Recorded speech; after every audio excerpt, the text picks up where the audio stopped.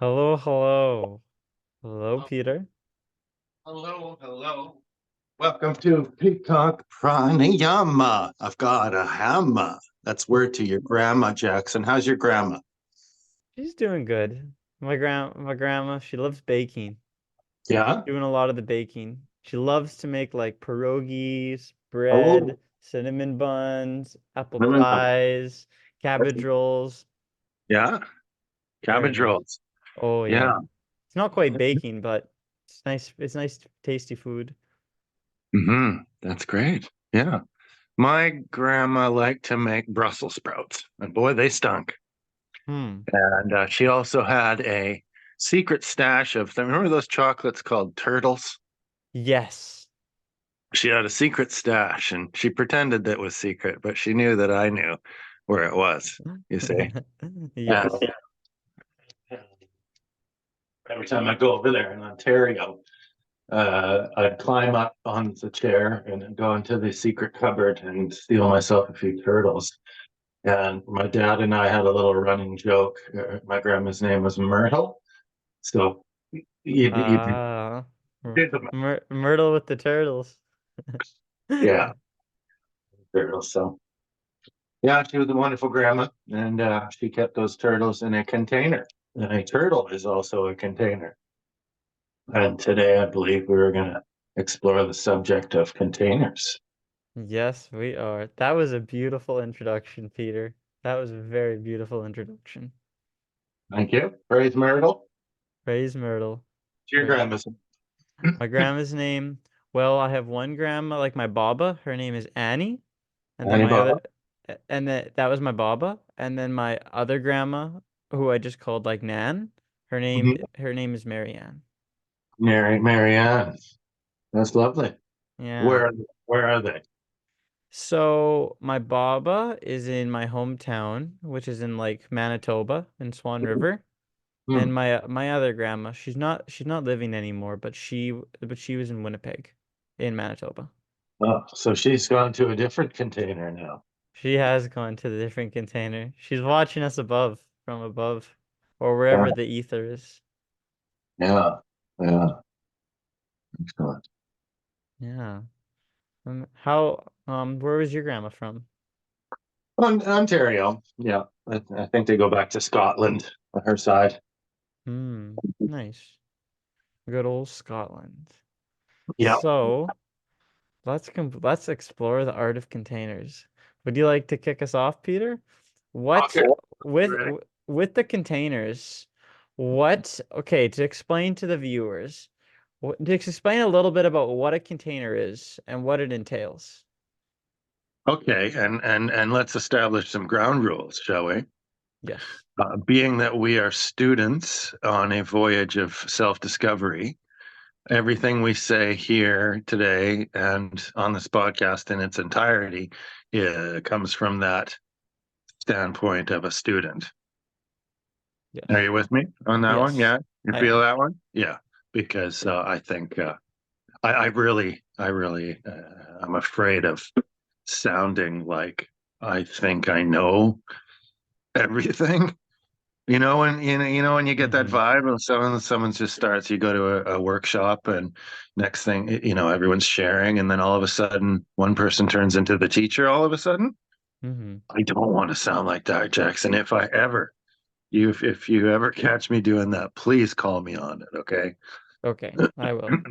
Okay, so we'll just riff raff about containers and I'll kick it off with this. Are you ready? Yes. Hey, now is that a container, Jackson? Is a drum a container? I would personally call it a vessel.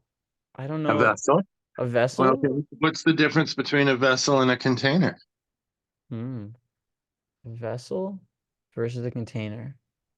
I feel like a vessel is something that you can more use with yourself in like within the container, but the Um, container I feel like is the whole thing that the vessel creates, and you as the vessel help create that container. hmm. So maybe a container is more static and a vessel is more fluid. Hmm. Perhaps, but also like I feel like a container can be fluid as well. I feel like you said it has ground rules, like it has Mhm. like outlines, but within that it can be very fluid. Mm, mm. Okay. All righty. What would you Yeah. say? So I feel like they're pretty similar. Like they're the same. I would assume that they're the same thing. Um, Thinking of a vessel as more something that something is moving through, whereas a container is something maybe that something is held, something, that something is held in Hmm. place, whereas a vessel. But you can have a vessel of water, right? Would you call a cup a vessel or a container? If it's ooh, because a cup is holding space, Mm-hmm. so it could be considered a container. But I understand it could be the vessel. Yeah. Well, vessels, containers, cups, grandmas, they're all containers, right? And Yes. the more I think about it, the more I realize that everything in life is, this is just, oh, it's Pete on to now. Well, everything is a container. I saw Pete walking downtown. I said, hey, Pete, how you doing? He's like, containers, containers, containers. I just ignored him. Right. So I'm seeing everything as a container right now in this moment. Yeah, this telephone, the screen, your face, your chair, your headphones, those are all containers containing your ears, containing your butt, containing this communication, the world. I got to stop because I'm driving myself nuts thinking about it, you know, Hmm. how many containers there are. But I like the idea of this drum being what I like about containers is that there's nothing inside, like it's just it's not the walls that make the container, it's the emptiness inside. Have you ever heard that saying? I don't, I feel like I've heard it in a different form, but to keep going, I understand what you're saying. Yeah, that's an idea I've been musing with for a while. Yeah, and like this drum, the sound this drum makes is determined by what kind of skin it is, what shape the wood is in, how tight the drum is, the ropes.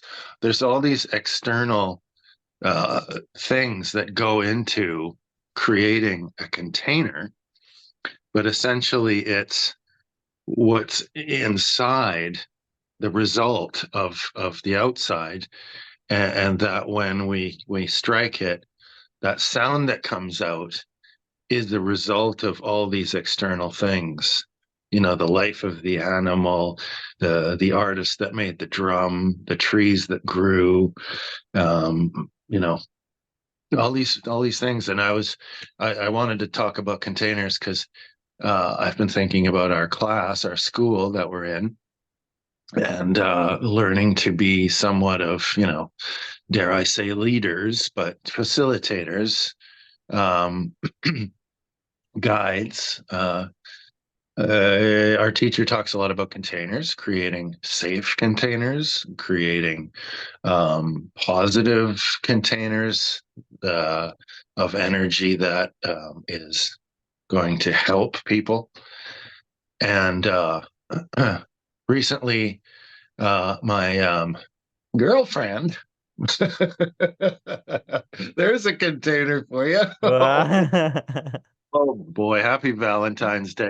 Did you like my red background? Peter set the Yeah, mood. yeah. I sent you some chocolates in the mail too. Did you get them, young Jackson? Did you actually? No. Okay. I just sent an empty container. Amazing. But this container stuff, and our teacher, and I've been thinking about, okay, what is a breathwork facilitator doing? Well, DJing, right? There's a Spotify Hmm. playlist. Okay, that's a big part of it. He's emceeing, and I was thinking about, I grew up on rap music, so MC, microphone, control or master of ceremony, right? The MC. And so our teacher, when he leads a group, a breath journey, he is MCing, he's master of ceremony, he's DJing, right? He's breakdancing, right? Mm-hmm. Uh, and he's creating a beautiful visual setting with his shrines and sacred objects.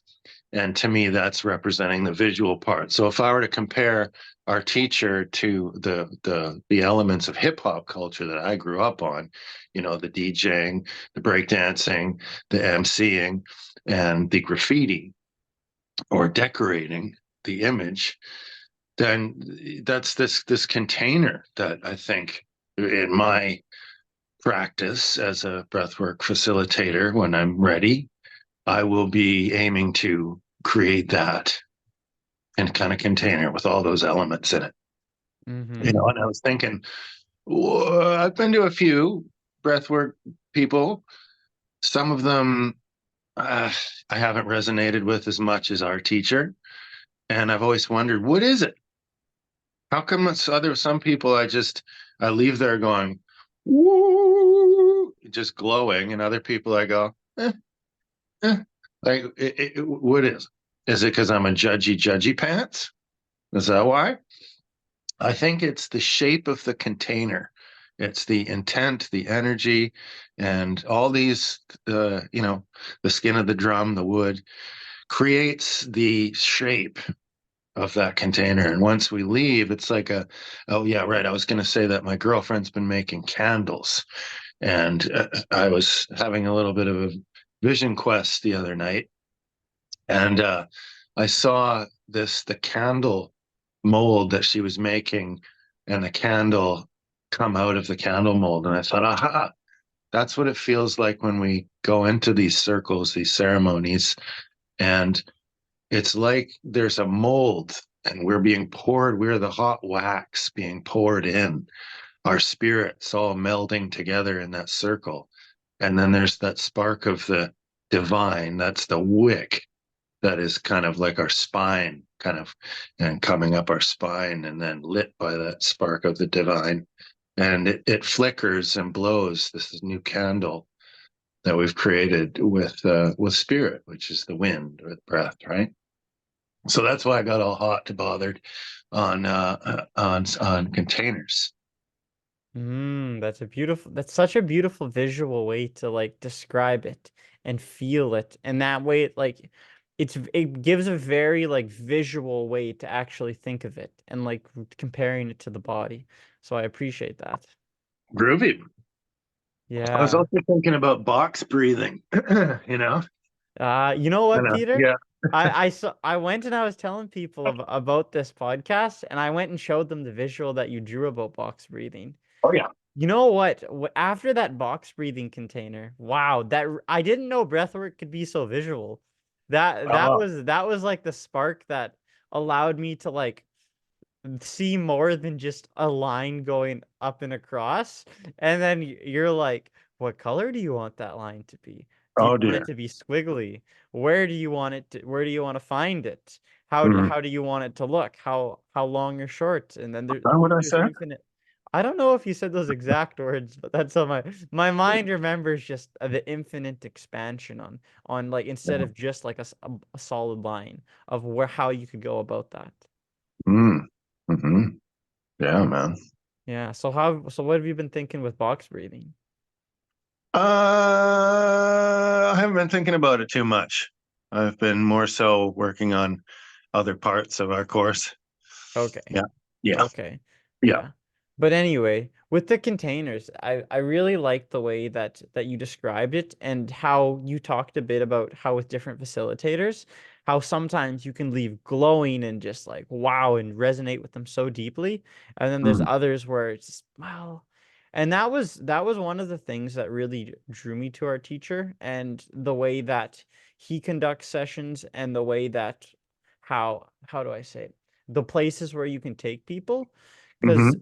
learning to really create that container to you and authentically to you and to where people can authentically drop into themselves too Yeah. that has been super great to see, because the thing is like every teacher has slightly different, and even like with like the altar setup, I liked how you Mm, talked about with the graffiti, because like there's mm, different venues that you go in and different places you see, and sometimes you're like, oh yeah, like I really really like that, I really mm, resonate with that. Then others are just like, I don't know about that. And then even mm, like the way like you talked about emceeing, DJing, I think that's all really mm. big points. And Yeah. and then even like just the way it's set up, like you talked a bit about safety, like that can really allow people to feel safe into that. Or Mm, I heard a quote the other day, and it really made me think. So with people who are in like, I'll say like a facilitator role, a leadership role, or someone who's like there to kind of help you, a lot of the times one of the reasons that people get drawn to you, it's not necessarily for your presence, but it's for your standard that you withhold. mm, And that's a big thing too. Like if you take the time to really put all the care and the effort into going mm, into that, like really like knowing how you want to structure the DJing, even though if it's a spur of the moment, like you have like that you have like that ground base. Like we talked about the mm, masculine and the feminine yesterday. You go in with a plan, you go in with a vision, you kind of figure out how you want to conduct this. And then from mm, there, within that, you can allow the feminine creativity to spur through. Like you can get your altar set up, you can get a playlist, or like a playlist of just a bunch of songs. And then you can get like how you kind of envision yourself to show up in the space and how you envision yourself to help people.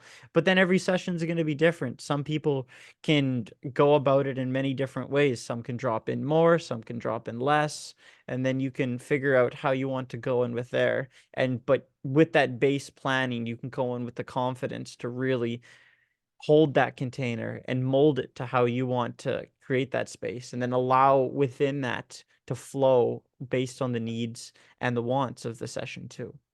mm. Yeah. Yeah, Yeah. I think even our favorite teachers and facilitators uh, can experience containers that have had all the best intentions, but life events have all of a sudden caused, tragedies in their lives, and they show up and aren't able to hold that standard. Um, so it can happen to anyone, I think, that and that's something that I'm I don't know how you feel about it. I'm a little bit scared, but let's say we had an event planned. Everyone paid good money to come, and it was, on a specific time that was synchronous with, astrological events, and, a big build up and big venue. And, let's say, and then all of a sudden we go through a very traumatic personal experience, like a few days or the day of. How do we show up and facilitate and hold that container when I thought about my life as a bucket with a hole in it, and Mm, all up until now, everything I've been putting in, trying to fill up that bucket so I can provide, it's just been leaking out the bottom. So mm, I would kind of feel like that almost going into that leadership role, with a hole in my heart, almost like the energy I wanted to give to that space. It was leaking out, this sad thing that happened. I don't know how I'm going to work through that when the day comes, but I think that's something, learning to be a leader or a facilitator. I would really hope to cultivate that skill of, if something tragic happens on the day of a ceremony, how do I? People always say transmute, and I had to look up what the difference with transform and transmute, because I get really hung up on words, young Jackson. mhm, And I think transform is something that changes shape or forms, and can change back. It's more fluid, transforming, whereas transmute is more of a permanent um, change. When you when something you permanently elevate something beyond its current state. You don't just Mm, temporarily transform. It's like boom. So I guess I get ticked off when people overuse transmute, but this would be one of those moments when we'd have to find out how to transmute pain, right? mm. I don't know. You wanna hear a big thing that I've learned from that is like I understand where you're coming from. That can be a big thing. I don't know how I would show up in that container and be able to show up within that too. However, I think our teacher did a really great job, which really opened my eyes. And it was actually one of the events that I found a lot of humility in our teacher Jeff as well. Is remember the day when Jeff had our call and he used the Capno trainer, Yes. and that was the day his grandma died. That was that was a very tragic day for him. Grandmas. Grandmas. Yeah, grandmas. Yeah. Yeah. Well, So, well, rest in peace to our teacher's grandma. rest in peace. Yeah. Rest in Yeah. peace. But anyway, one of the things I think that he did really well is like he showed up, he did his thing, but then when it was time to share that when that event had to happen, he showed up authentically and he showed Hmm. up just very vulnerable and he held himself as best as he could, which was Hmm. great to see.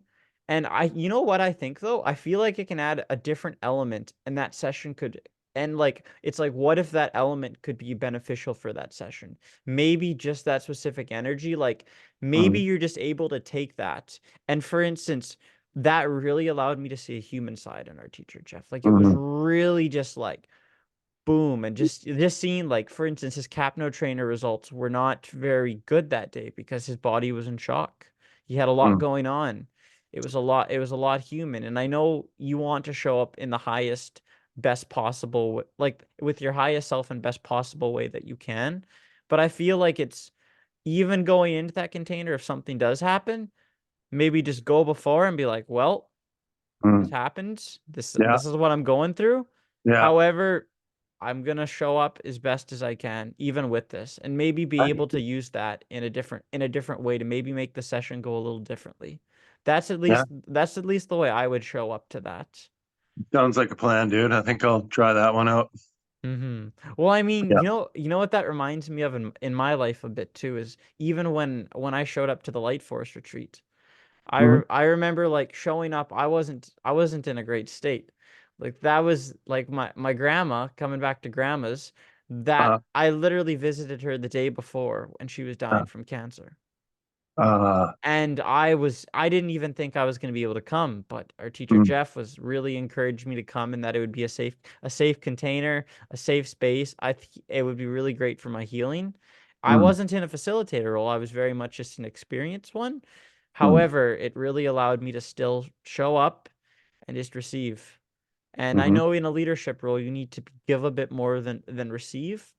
However, it's like for me, I think of how can I take the way I'm feeling and use this to best give the way I'm feeling. Like for instance, normally you might be like super high energy, super this, but because of this, it might bring a different side of you that maybe people mm, see that different side, and you mm, might be able to say more of a tender side, and you might mm, be able to take the session a little bit in a different way, even though it might not be your normal style. Maybe mhm, that's just the way that the session entails. mm, mhm. Yeah. Hmm. What do you think of the expression holding space? Holding space. Hmm. Do you remember ever hearing that? I do. That was when I first heard it. Let's see. Yeah. Holding space. I feel like it comes back to containers. I Yeah, yeah, feel it does. Yeah. because when I think of holding space, pretty much like I'm just there for someone to like I how let's think about this. Someone's like okay, you're talking let's use the bucket analogy again. Mm, Someone say like emotional bucket is really tippy topping and they just need to let off some steam and just mhm, let out some water. And I'm basically there with the bucket mm, allowing them or for instance I'm not taking it on but for instance, I'm like, say maybe like it's angled outwards, so that way I can hold the space, it can go and it can flow down. So that, but that way they can get they can empty their bucket and I can hold it so that way they have a place for it to go, but then I don't take it on and I just let it be. Interesting. Yeah. Almost maybe like Wow. a waterfall. Yeah, I was seeing some, those ones that when the water falls and it tips the bucket, and like the deer thing that tips the bamboo to scare the deer away. Yes. I was seeing that kind of a contraption, but the kind of a young Jackson Ruby Goldberg thing where it was like all these contraptions rigged up together, and you powered it by super ventilations, you know, Yeah. and it was just this huge theme park of buckets, young Jackson land. What Young was Michael Jackson. Jackson's Wonderland called? Did he have one? Yeah, I might. Neverland, the Neverland Ranch. Hey, hold that space. Ooh, later. Mm. So what do Sorry. you so what do you think about that term? What is do you have a Neverland, or what sparks within you when you hear that term? Well, I don't have a Neverland Ranch, but I do like that Michael Jackson named his kid Blanket, because I'd like to do an art show about blankets, all the different cultures of the world, what blankets mean to them, and talk about the white man and the Hudson's Bay chickenpox blanket and all that. Talk about blankets as weapons, as nurturing things, as containers, but that's another story. Um, what was your question? Holding space. What do you Holding think space. what do you What? think Oh, about yeah. holding space? Well, when I first heard that expression, I thought, oh God, this wellness speak drives me nuts. I'm holding space. Okay. So Mr. Judgy Pants over here didn't like it. But I've just finally, and this is the thing about being a judgmental person, is that when I finally do come to understand and let go of my negative thoughts, then it's hard won, right? I've put it through the scrutiny, the due diligence, the ringer, and now I can say that I love that expression because I hated it at first. Like have you ever Mm, had a friend in school and you hated each other's guts and then you ended up being their best friend? Everyone's got a story like that. Most mm, people I've talked to anyway. So it's kind of like that with holding space. Couldn't stand it at first, but it stood up. It stood the test of my judgment, and innocent is the verdict, free of charge. So I like that it's so versatile. That's one thing I don't like about wellness speak is it's too aroundy. It's like about, of, on, subject, topic, not flowing around the subject, holding the space. No, no, no. Choose. I want choices. I mm. want decisions. You see, but this is the old me sort of particles sort of disintegrating as I integrate this new um, this higher version of myself, hopefully. But holding space, yeah, just being there for someone. Yeah, I love it. Hmm. Yeah. Yeah. A big thing that I've learned even through holding space, and it's funny, I watched an Instagram short video from a buddy like a long time ago, just randomly, and it taught me a big lesson. With Mm, holding space, the difference between showing up with empathy versus compassion, and mm. why I think it's much more important to show up with compassion rather than empathy. All when right. when I hold space for someone and they're telling me about whatever, I don't want to, at the end of the session, I need to be able to detach from that, be able to let them have their thing go, but I don't want to feel it with them. Like if Mm, they're down in the dumps, like for instance, if there is like a bar meter of like this is like feeling low and this is feeling high. Like low is like feeling like not in a good state, high is a good state. Someone's feeling really down in the dumps and I want to and I need and I'm showing up high and I need to go and allow them to be able to just get everything off, and I want to stay there. If I'm empathetically feeling them, I go down to their level.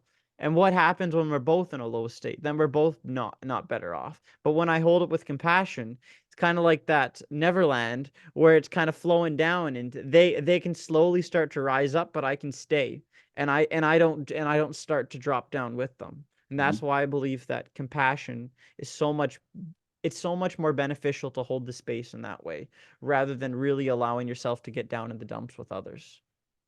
I guess there's also a time and place for each one, right? Yes.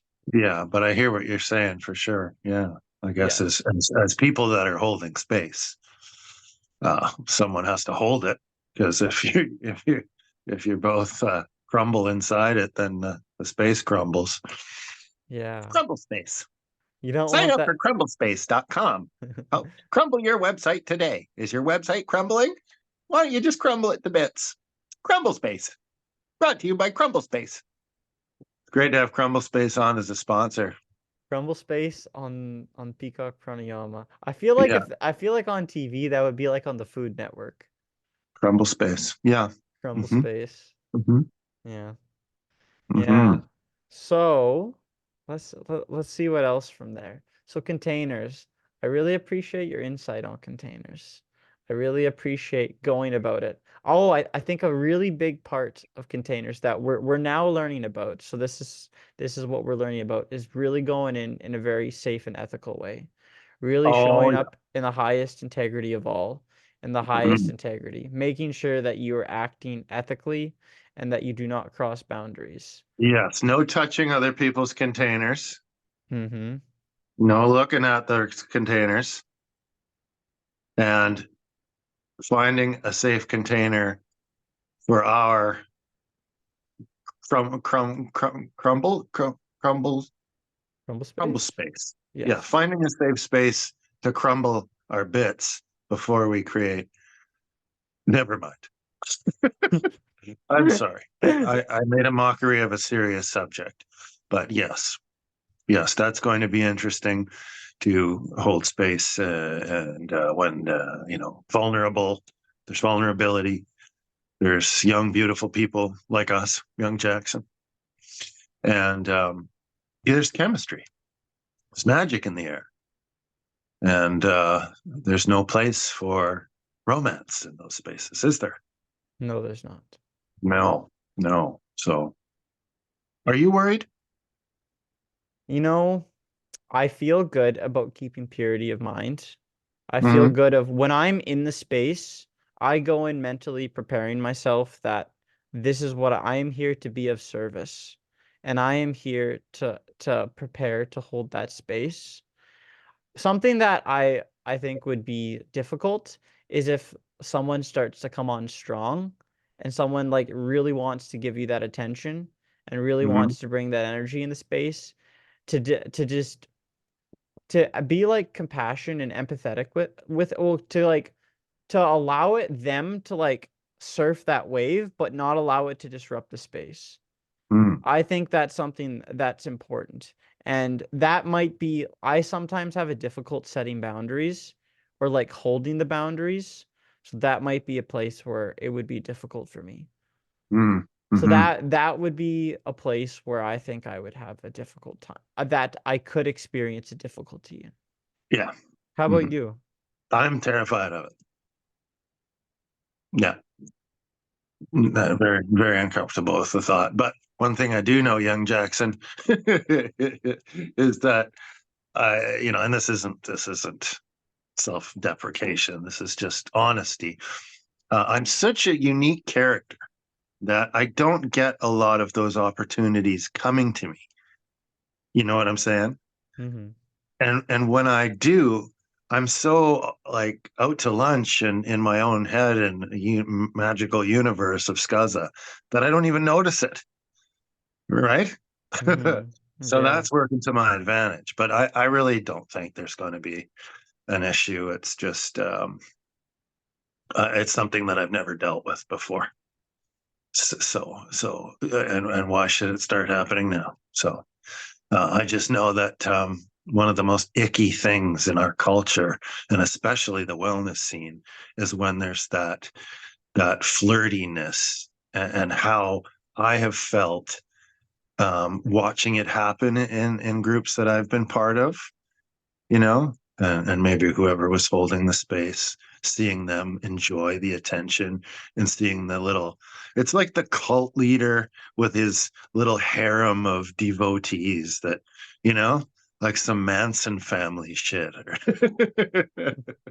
Oh, here's a container. Anyways, that's we're good. Yeah. Happy Mm. Valentine's Day. Happy Valentine's Day. Sign up for a class and hit on your teacher today if you're a single, lonely weirdo. Sure. I'm doing some couples yoga tonight. Aw. Yeah. Have you Yeah. ever done that before? No, no, I haven't. No, it's almost kind of like, ah. Was it So your idea? no, Okay, no, but I'm stoked. I'm stoked. that's exciting. Yeah. That's exciting. Stoked. Yeah. Tonight, I'm taking myself out for well, I guess you could call it I was about to say a self-care Sunday, but it's on a Wednesday. I'm going to our good friend Sean DeRocher is Yeah. doing I got. a sound and Reiki journey tonight. Oh, is that in Peachland? Summerland. Summerland, Peachland. Yes. Yeah. Close together. But anyway, Yeah.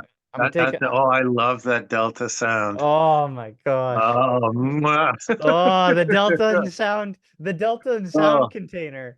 Oh, that's oh, the it's creme of the the creme. best. It is the best. I'll tell you a story after you go, but Oh, continue, Sean. so Sean is doing a sound healing and Reiki journey tonight, and it's not like it's the theme is self-love. Like Mhm. like for instance, this is like single people can go there, couples can go there, like anyone can show up, but it's very much self-love. Like really allowing yourself to bring that love in, especially like for Valentine's Day, if you don't have like say if you're like at a couples event, it's very much about the two of you. It's very much about that connection between the two and Mhm. really embracing it and going within that. But this is very much about like really bringing that energy back to yourself, back to your heart, healing, love, and I'm excited to be in that space. Oh, wicked. Yeah, that's what I'd be doing if I was out there. Yeah. Yeah. Hmm. What about your story, Peter? Your Delta and Well, sounds. yeah. So the first time before I'd of course I'd met the wonderful magical woman that runs that place, the Delta and Sound. But before I knew, but before I'd experienced that space or even knew it was there, I took a trip to, is it Summerland? Peachland. Yes, Summerland. Right. Right. Okay.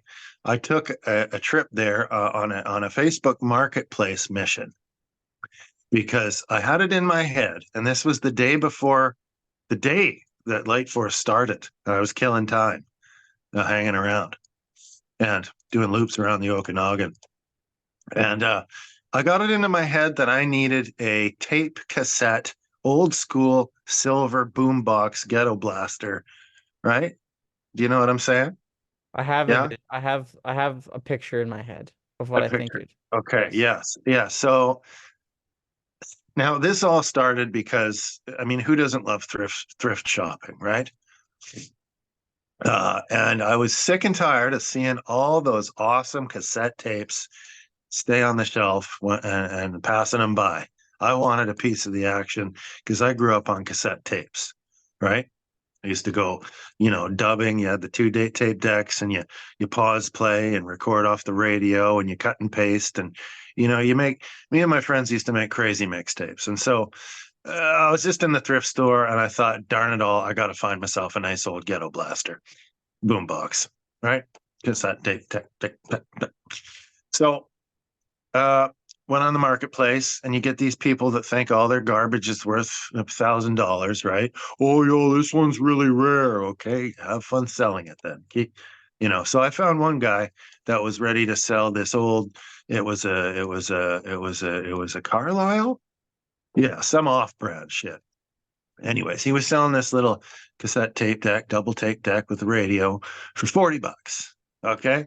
Now, compared to these other guys that wanted like 200, that was fine with me. So I rock on out to Summerland and I go to this marketplace deal right near the Delta and Sound place. And, the guy sells it to me. He's this old guy in this little townhouse unit. And I get in the car, I press play, and only one speaker works. The other one's going because there's a wire loose. So Oh. I march on back in there, and I says, "Here's the deal. You give me 120 back because only half of this thing's playing." So I got my 20 back. Marketplace, very rarely do you win in that situation. But what I wanted to say is that I went to the thrift store across the street from Delta and Sound, and I bought a whole bunch of cassette tapes, right? And I was so excited that I finally had cassette tapes to play. And it just struck me that I would use these tapes, mystery tapes, and it's not like a CD or a digital file. Like you put the tape in and press play, it's going to start playing from wherever it was, right? That music Mm. in that container is stuck on that one specific note and that specific lyric until it's touched again. Everything Mm-hmm. else, digital record, you get put it on the thing. The tape is frozen in time, right? So it's got an encoded if you believe that the energetics of what was in the atmosphere, the mood of the person playing it, stop the tape. That's kind of trapped in there.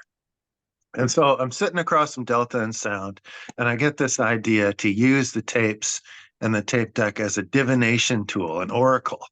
And I just close my eyes, reach into the box of tapes, pull out any old tape, put it in, and then just for fun, plus pray, fast forward and rewind a bunch of times, right? Like shuffling a deck of cards, Uh-huh.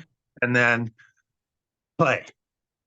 And then whatever lyrics come out, that's the kind of the card that you'd pull.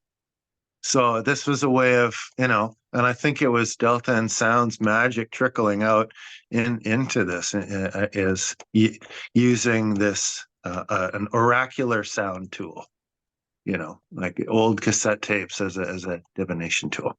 That's my story. Wow. Do you know when you did that, do you remember the like some of the Lionel what was the Richie. first Lionel Richie? Yeah, Was that the lyric or like that was the the person? artist, That Lionel was Richie. yes. And the lyric, there was some song about loving yourself or believing. I mean, all these 80s songs are just about, like you can do it, love yourself, believe, yeah, rocking, yeah, like so positive. So yeah, yeah, Oh, the yeah. the Delta and Sound magic trickled over into Those- the boombox. Yeah, yeah, That is beautiful. yeah. Huh. Amazing, Peter. Yeah, you should. So, what else is going on in your life? What's something that feels really alive for you right now? Well, the fettuccine Alfredo I just ate's pretty alive in me right now. Yeah, Scazzone. Yeah, Skazon. a little bit of gas inside. That's kind of alive. Scazzone. The diaphragm's pushing.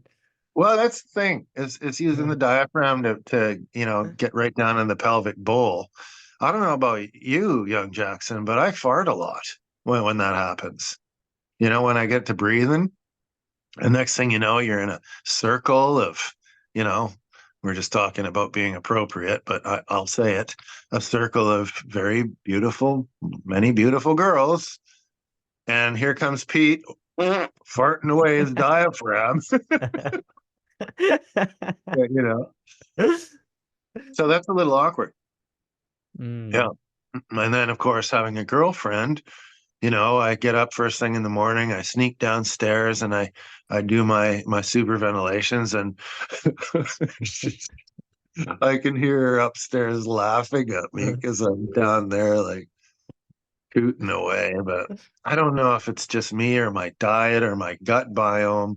But do you find that diaphragmatic deep breathing makes you fart? It can. I find it also is diet dependent as well sometimes. Yeah. Like it's like I find, for instance, I'm lactose intolerant. Oh If boy. Yeah, so if I eat some of the cheese, or even you know what I find? Sometimes even the lactose-free cheese, like if it's like cow milk, but they just add the lactase enzyme to it, it's still dairy. So just the way that my Oh. that my body processes it is it can be very much like it want a lot of methane wants to come out. Okay. So the next immersion, I'm going to sneak some dairy products in your food, and then you can take the heat off me doing all the fun. Peter and I will be beside each other making an orchestra. Oh man, Peacock Pranayama live in Kelowna. Holy shit. The dairy edition. Have some respect for Valentine's Day. I mean, this is the most unromantic show. We got dead grandmas, farts, lactose intolerance. What else can we soil this thing with? I don't. Oh.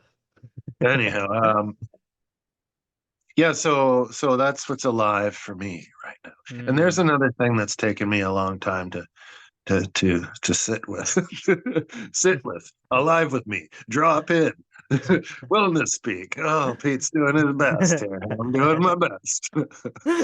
Well, what do I think? Saying "Yo, what's up" is the way to talk? No, no, I don't. But I've had a good breakfast. My daughter made some fettuccine alfredo, and I made spanico pita.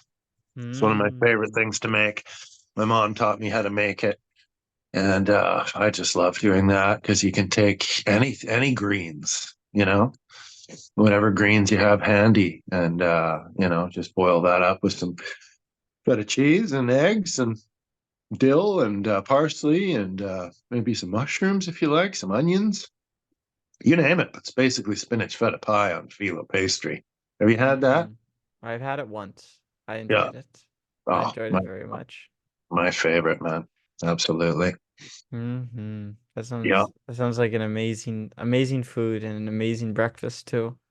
Yeah. Well, I kind of eat a massive meal or just before lunch, and then that's it for usually the day for me.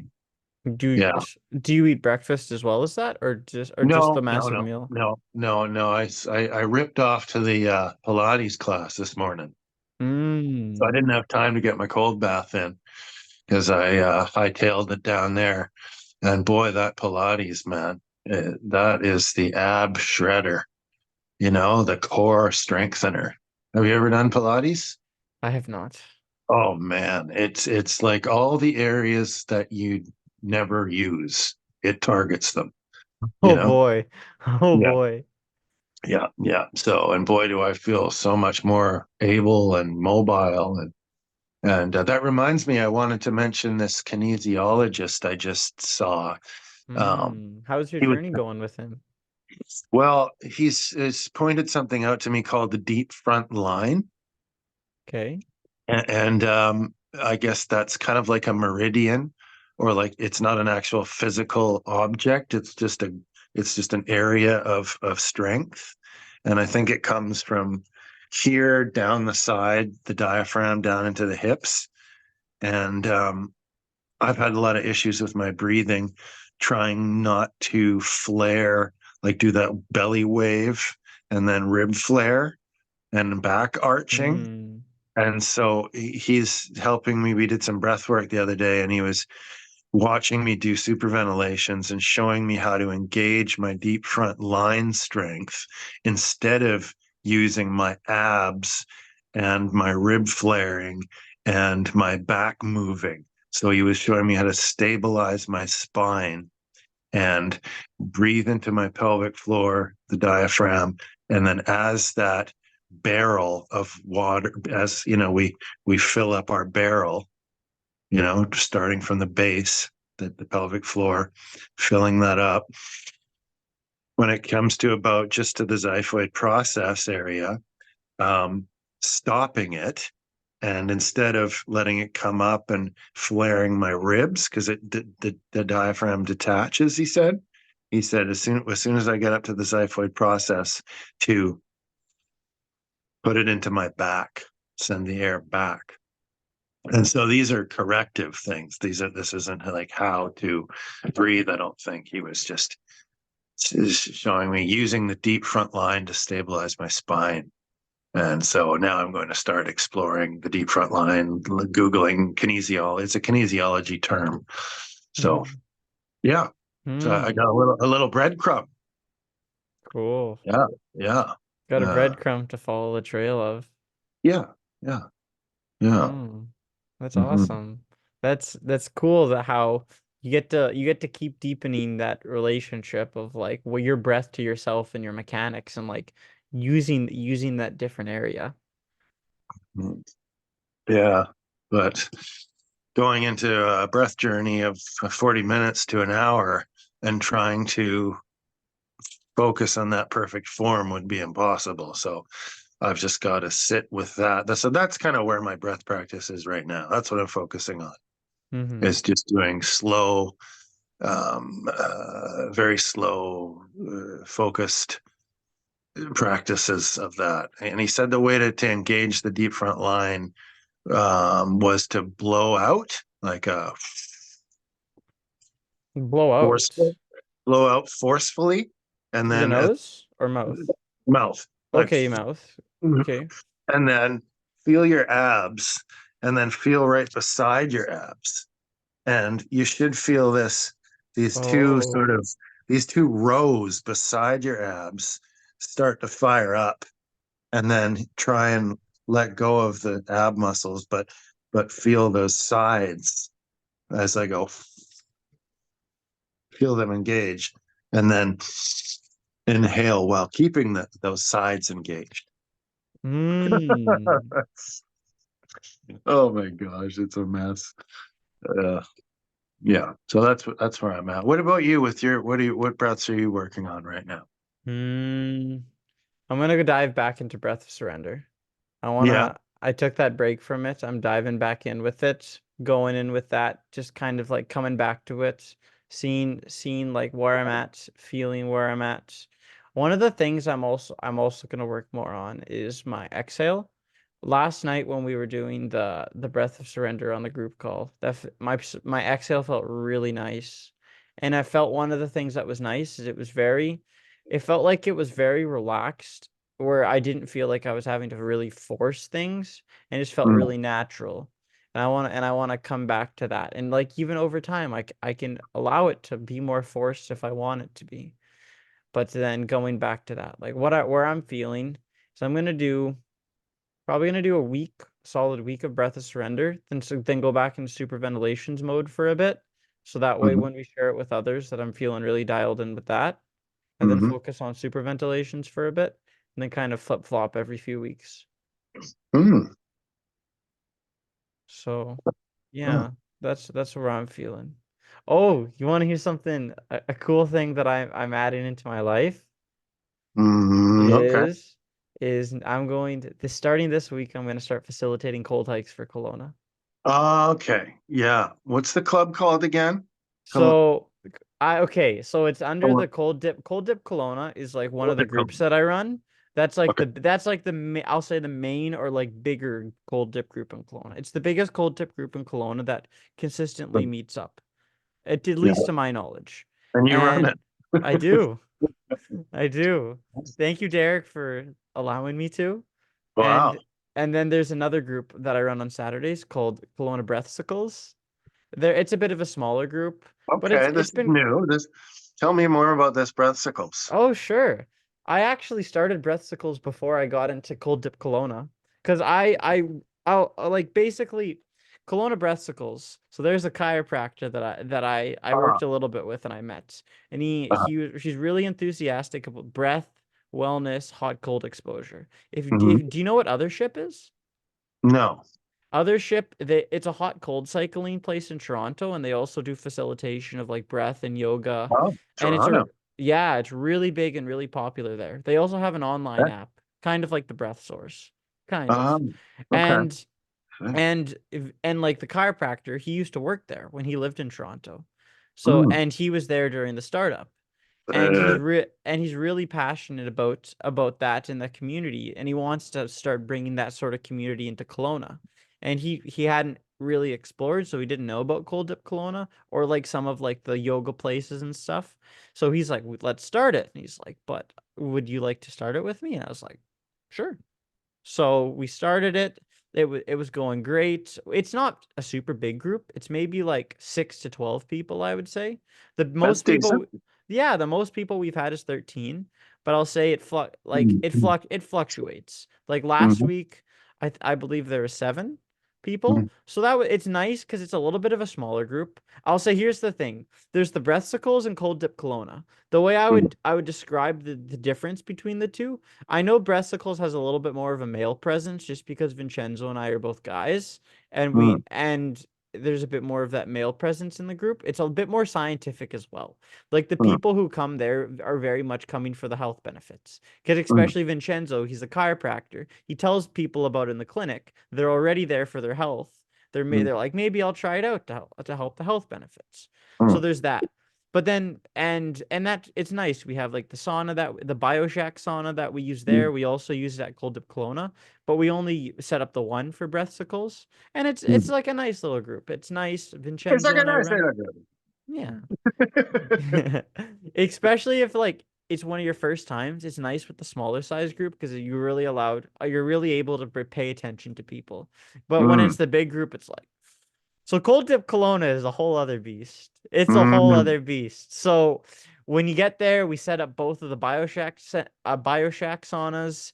There's the group size is between anywhere on the low end of 20 people up to about 40 people. So Mm-hmm. there's a lot of people that dip. And I'll say a lot of the people in the group, it has changed and it has fluctuated, but a lot of people in the group are like they're more spiritual based. Like they don't necessarily do it for the physical benefits, but more of the mental benefits. More Mm-hmm. going into into the spiritual realm, and also because of conscious connection in the community. It's a Mm-hmm. beautiful community, and we also meet up. We also organize a meetup at Bright Jenny Coffee Shop after. Ah. It's like people go, they dip, they connect in the sauna, they connect in the circle or in the water, and then they go after and can have nice connection. I stopped the coffee shop for a while because when we added the saunas, it can be a lot sometimes. Sometimes with putting the fires together and stuff, if you Mm-hmm. don't have a great fire starter or great wood, or the Mm-hmm. person who's setting it up is having a difficult time that day, sometimes it's like okay. And then with the cold dip Kelowna, we open the circle we we ground people with three toning ohm but instead toning home. It's Mm-hmm. just so it like grounds you a bit, and then we get a facilitator each week that's different. Mm-hmm. So last week there's a guy in the community. He's from Australia. His name is Dale. He's Oxygen Advantage certified. Mm-hmm. So because is that Patrick McEwen? Mm-hmm. Through Patrick McEwen, and he led the group through. It was kind of similar to super ventilations with Mm-hmm. but like not like a more gentle super ventilations. Oh And yeah. then during the breath holds, it was interesting. You'd plug your nose and jump up and down. Yeah. Yeah. Yeah. Yeah. That's Buteyko style stuff, I think. Yeah. Yeah, well, I Yeah. think it's kind of together. I think Well, oxygen yeah, is that's where a lot of his stuff came from, is the Buteyko. I think. yeah. I think. Yeah, but So the that plugging the nose part, I always thought that was funny how in all of the Oxygen Advantage videos, anytime there's a breath hold, it's a nose plug. It's like I can hold, but maybe it's more to get people all visually together. Like, yes, I can see you are holding, hmm whereas he can't tell. So, yeah, that's an interesting bit. Yeah. So anyway, so from that though, I'm starting Cold Hike Kelowna.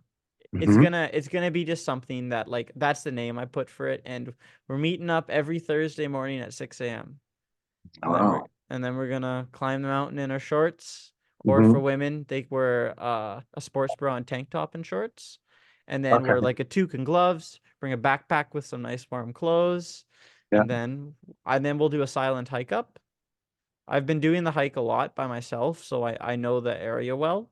And so we'll do a silent hike up. People tune into nostril breathing, and people just become very centered in their self. We go up, we'll pause a few times during the way, do some movement to keep yourself warm. Yeah. Then when you get to the top, take a picture if you want, put on your warm clothes, and then go and have nice conversation on the way down. Hmm. Very So nice. yeah. Imagine doing that on a date. Like, okay, nice to meet you. How's Tinder going for you? Okay, so we're gonna hike up this mountain in silence, right? And then on the way back, we're gonna have pleasant conversation. Can you imagine, like, just meeting someone on your first date and spending the first half of it in silence together? Hmm. I think that would be a lot better than just going straight into blah blah blah blah blah, chit chat. That would I be mean, it would be a very different experience. I don't know what that would be like. I'm it would be curious to scary for them. yeah. Yeah, Yeah. but I if I think it would be the ultimate test of are we going to be compatible? Like right off the bat, can we sit in silence together? yeah. Right. So can you do me a favor since I'm taken? Can you next date you go on? Can you ask them if you can have a silent first date? No. I will well, I'll I'll try that. I think that Yeah. would I think that would be a cool thing. I actually want to try that. Well, you know what I've done? Have you ever done I've done this on like I don't know if it was like a date, but I have a card game that I've played with like a bunch of strangers before. And some of the things I've Strip done, poker? no, it's a more Oh, wholesome approach. It's a more okay. young Jackson approach, but not Okay. strip poker. Anyway, one of the cards is you sit in silence and you just stare into each other's eyes for 3 minutes. Oh, like some tantra shit, eh? Well, it's a card game, so it doesn't quite go into the realm of Tantra. It's like it's a game that's based to connect with each other. Mm. And then basically as you get later in the Pop, pop, game, pop, that's one of pop, the pop, pop, cards. pop, pop, poker face. Okay. So Yeah. so yeah, but you know what? I would actually really like to try it, especially if I am with a person and I think that it would go over well, or I want to Mhm. like kind of like push them a little bit. I think that Mm. would be a really cool thing to just that would be interesting, just going Dude, for a walk yeah. together.